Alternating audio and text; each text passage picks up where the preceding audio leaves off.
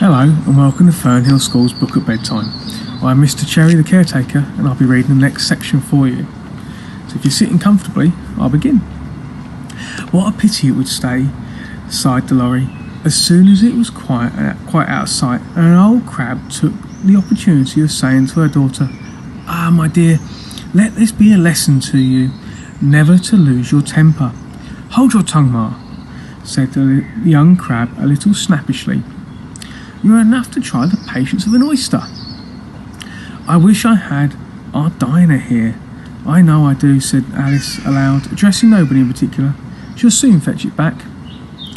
"And who is Dinah, if I might venture to ask the question?" said the lorry. Alice replied eagerly, for she was always ready to talk about her pet. "Dinah, our cat, and she's such a capital one for catching mice you can't think. And oh, I wish you could see her after the birds. Well, she'll eat a little bird as soon as look at it." This speech caused a remarkable sensation among the party. Some of the birds hurried off at once, one old magpie wrapping itself very carefully, remarking, "I really must be getting home. The cold night air does not suit my throat." And a canary called out in a trembling voice to its children, "Come away, my dears, it's high time you were in bed." On various pretexts they all moved off, and Alice was soon left alone.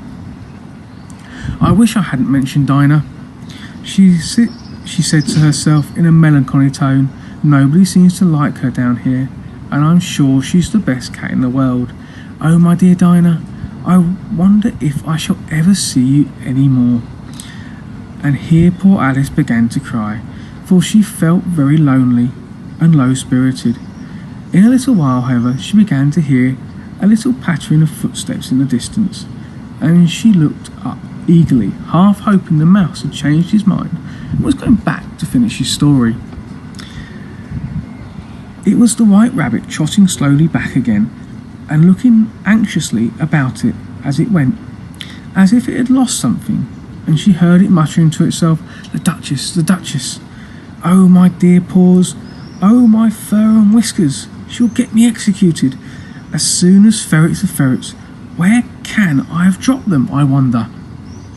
Alice guessed in a moment that it was looking for the fan and the pair of white kid gloves, and she very good-naturedly began hunting about for them, but they were nowhere to be seen. Everything seemed to have changed since her swim in the pool and the great hall, with the glass table and little door had completely vanished. Very soon the rabbit noticed Alice as she was hunting about, and called out to her in an angry tone, "Why, Marianne, Marianne, what are you doing here? Run home this moment and fetch me a pair of gloves and a fan, quick now!" And Alice was so much frightened that she ran off at once in the direction it pointed to, without trying to explain its mistake it had made.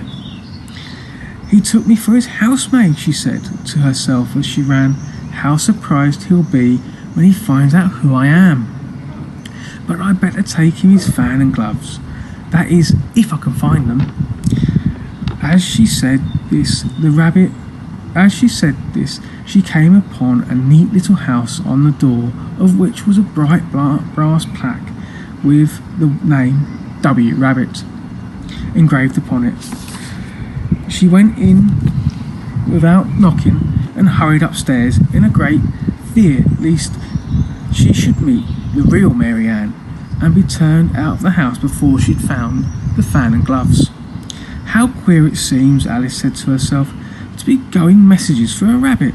I suppose Dinah will be sending me on messages next, and she'll begin fancying the sort of thing that would happen. Miss Alice, come here directly and get ready for your walk."